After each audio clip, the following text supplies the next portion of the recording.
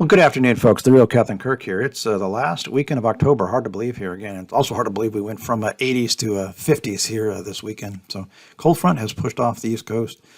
Current snow cover here again this week. Again, about 14.3% of the country had snow on the ground here this weekend.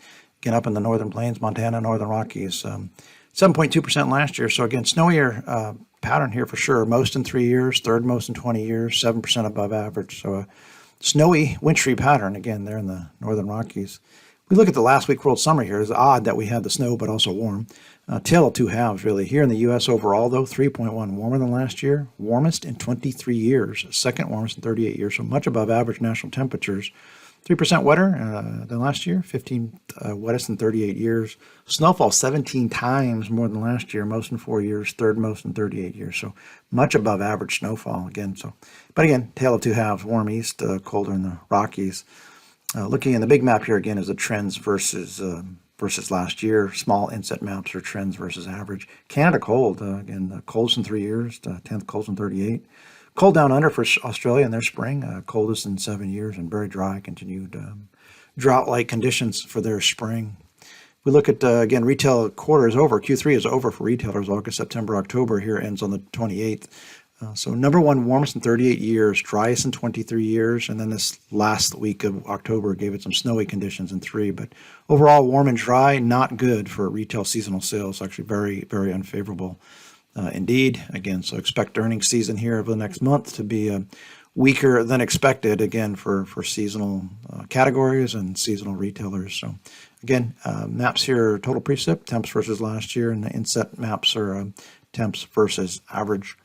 Looking at this week again, good news here, starting Q4, first week is one of the best weeks of the entire Q4 season. So it's a very, very strong change from last year, 9.9 colder than last year, coldest in 4 years, 7th coldest in 38 years. So this is exceptional news. Again, all that mounting inventory from Q3 will certainly get some opportunities here for selling here this week with the very cold conditions.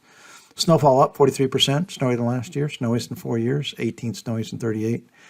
Precip down a hair, down 32%, 16th driest in 38 years. But the cold, snowier week, again, for sure will have people buying those seasonal things that they really didn't need just a day ago when it was 80 degrees here in Bethlehem, Pennsylvania. Looking at the tropics, still very much alive here. Tropical storm Tammy has gone from tropical storm to hurricane to depression to extratropical back to storm. So it's wobbling out there in the middle of the Atlantic, well to the east of Bermuda. But again, looks like it's going to make another U-turn here.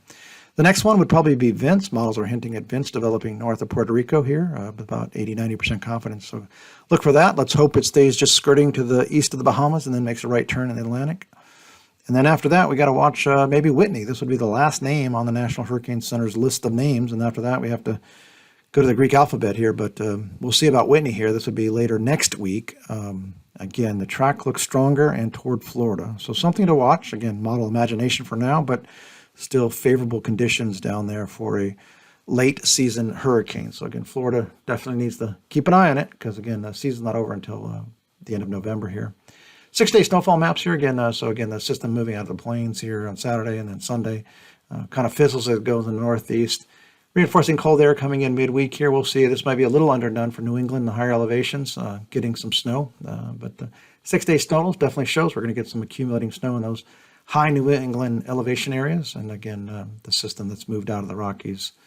If we look at next week, again, a lot of holidays here in this second week of November, ending the 11th. But a little bit cooler, 1.8 cooler than last year, coolest in 4 years, still 13th warmest 38. So a moderating trend, but it's still cold there, below normal in the plains, the Great Lakes, and the Northeast.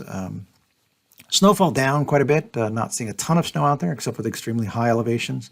The Rockies, 80% less than a year ago, least in 7 years, 7th least in 38 years. A little bit drier, 24% drier than last year, 15th wettest in 38, so about average.